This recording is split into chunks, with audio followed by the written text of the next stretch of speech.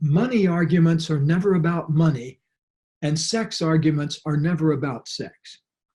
That's always the little thing on the top of the surface that's calling your attention, but it's hooked to something Right. about one story underneath the house. So what are they about? Tell us. Oftentimes they're about who's right and who's wrong, who's in control and who's not, who's the power person.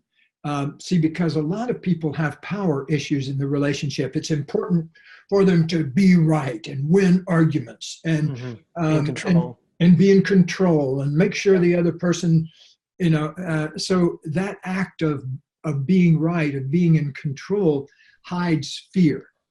And fear of one sort or another is at the basis of a lot of these issues that you and I are talking about now.